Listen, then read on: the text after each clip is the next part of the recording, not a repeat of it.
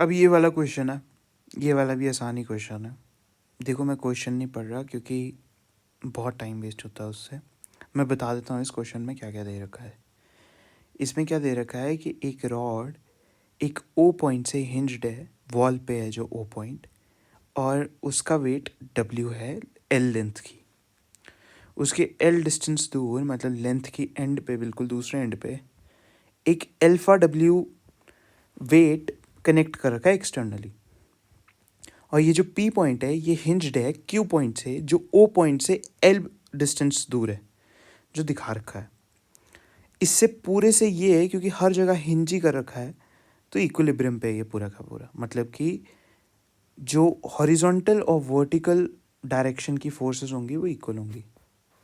अच्छा, डब्ल्यू जो दे रखा है वो वेट दे रखा है, मतलब ग्रेविटी मान के दे रखा है, तो जी की वैल्यू कोई लेने की ज़रूरत नहीं है।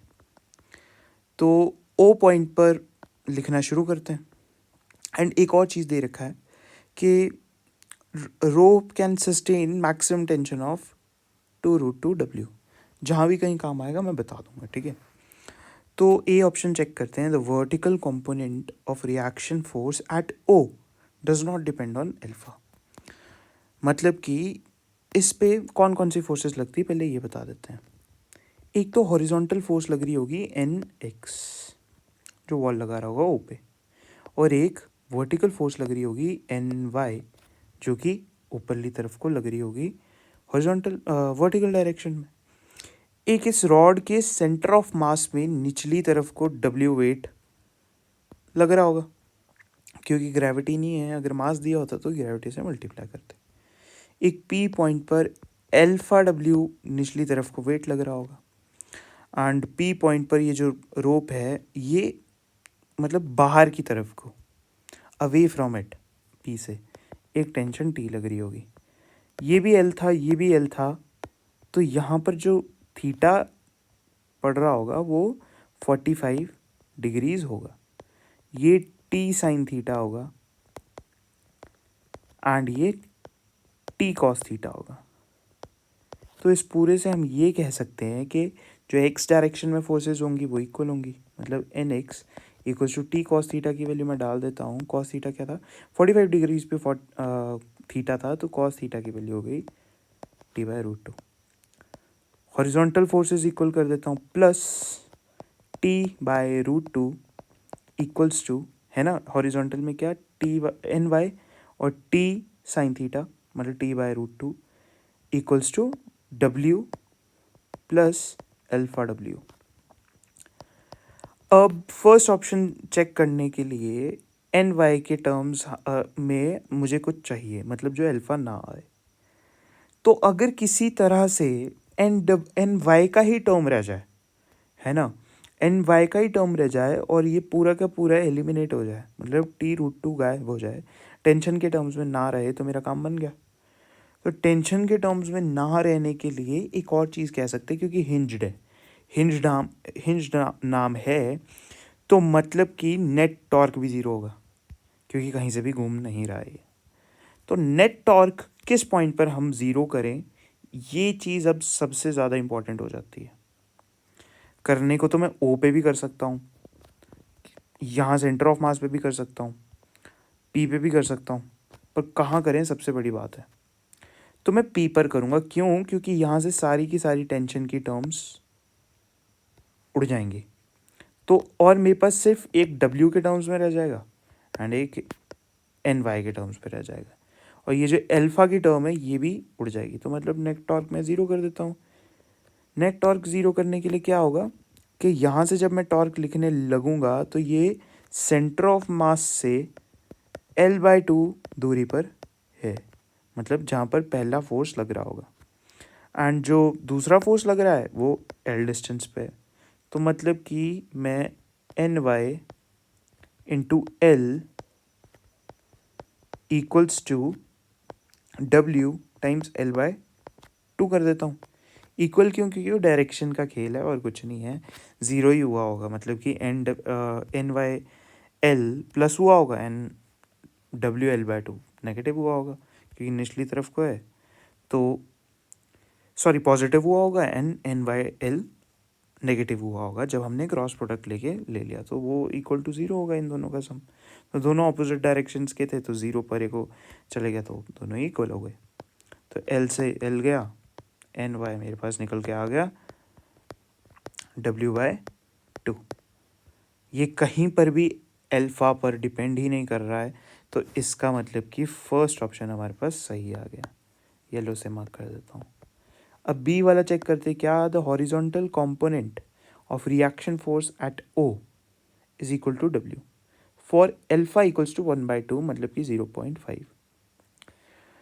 तो मेरे पास एक इक्वेशन ये थी एंड ये इक्वेशन दूसरी थी, ये तीसरी इक्वेशन हो गई। अब अगर मैं हॉरिजॉन्टल फोर्स O पे के टर्म्स में, मतलब कि NX के टर्म्स में ले आऊँ सिर्फ W और अल्फा को, तो मेरा काम बन गया। तो T/√2 मेरे पास एक चीज़ आ रही है कि दूसरे इक्वेशन में भी आ रहा है, और NY की वैल्यू मैंने W/2 निकाल दी है। अगर मैं NX को यहाँ डाल दूँ एंड NY को यहाँ डाल दूँ, तो मेरा काम बन गया, W और NX के टर्म्स में ही आ गया। तो पुटिंग 3 and 1 in 2, तो NX equals to W minus W/2 plus alpha W, वो मैंने सिंप्लीफाई करके लिख दिया है, ध्यान से देखना, हो जाएगा। W मैंने बाहर ले लिया, ये पूरा का पूरा 1/2 ही बचा, 1 माइनस 1/2 1/2 ही बचा, प्लस अल्फा। अल्फा की वैल्यू अब मैं 1/2 डालूँ इसमें, तो W इंटू 1/2 प्लस 1/2। अब 1/2 प्लस 1/2 क्या हो जाएगा, 1, एंड W हमारे पास NX निकल कर आ गया, जो कि करेक्ट है, क्योंकि for alpha equals to 1/2 NX equals to W, मतलब बी भी हमारे पास करेक्ट ऑप्शन आ गया। अब tension in rope is 2W for alpha equals to 1/2, मतलब अब टेंशन के टर्म्स में लाना है, और टेंशन W और अल्फा के टर्म्स में लाना है ना। तो वही कि अगर मैं टेंशन के टर्म्स में लाना है, तो यहाँ पर NY की वैल्यू डाल देता हूँ, और ये T√2 रहने देता हूँ। तो NY की वैल्यू क्या है, यही, तो मतलब कि T/√2 equals to W into 1/2 plus alpha. Simple यहीं पर ही NX की वैल्यू मैंने ये डाल दी जो फर्स्ट इक्वेशन थी, तो T की वैल्यू यहाँ से क्या आ गई, √2 टाइम्स W। अब अल्फा की वैल्यू 1/2 डाल दो, ये पूरा का पूरा 1 हो गया, है ना, जो कि √2 टाइम्स W के इक्वल आ रहा है, तो मतलब कि C ऑप्शन गलत है। अब D ऑप्शन चेक करते हैं, rope breaks if alpha greater than 1.5। अब अल्फा और टेंशन के टर्म्स में ही लाना है क्या। अल्फा की वैल्यू मिनिमम में डाल देता हूँ, जो मुझे दिख रही है कि मिनिमम अगर मैं 1.5 डाल दूँ, तो टेंशन में कुछ टर्म मिलेगा जो कि हमें दे रखा है T√2। अगर अल्फा की वैल्यू मैं मिनिमम 1.5 डाल दूँ और T की वैल्यू 2√2W आ गई, तो इसका मतलब ये है कि अल्फा 1.5 से थोड़ा सा भी ज़्यादा हो जाए तो रस्सी टूट जाएगी, क्योंकि मैक्सिमम टेंशन ही 2√2W था। तो अब मैं इसी इक्वेशन में मैं अल्फा की वैल्यू 1.5 डालूंगा मिनिमम, ठीक है। अब T/√2, मतलब कि T√2 T equals to √2 times W, 1/2 तो था ही, अल्फा की वैल्यू 1.5 अगर मैं मिनिमम डालूँ, 3/2 है जो, तो ये पूरा का पूरा क्या आ जाएगा, पूरा कटा के 2 आ जाएगा, तो मतलब कि 2 टाइम्स √2 W, मेरे पास T की वैल्यू आ गई, जो कि मैक्स वैल्यू है ना। तो मिनिमम मतलब कि ये इंक्लूडेड नहीं है, ये इंक्लूडेड नहीं है। अगर इंक्लूडेड होता तो ये ऑप्शन गलत हो जाता, क्योंकि इंक्लूडेड पे क्या है, 1.5 पे ब्रेक नहीं होगा, ये 1.5 पे मैक्सिमम टेंशन आएगी, और 1.5 से अगर मैंने 1.51 भी कर दिया ना, तो भी ये रस्सी ब्रेक हो जाएगी। इतना मतलब इतना टेंशन इसमें डेवलप हो गया, तो इसका मतलब डी ऑप्शन भी हमारे पास करेक्ट आ गया। For example, just to explain D option, अगर मैं अल्फ़ा की वैल्यू यहाँ पर 2 ले लेता तो वो टेंशन की मैक्स वैल्यू से ज़्यादा आ जाती, है ना। टेंशन की मैक्स वैल्यू से ज़्यादा आ जाती, सॉरी उल्टा हो जाएगा, है ना। तो टेंशन की मैक्स वैल्यू से ज़्यादा आ गया, मतलब कि मैक्स टेंशन से ज़्यादा कुछ भी हुआ तो रस्सी टूट जाएगी। तो डी ऑप्शन में हमारे पास सही आ गया। तो हमारे पास आंसर क्या आ गया, ए बी एंड डी, ये हमारे पास आंसर आ गया। नेक्स्ट क्वेश्चन पे आते हैं।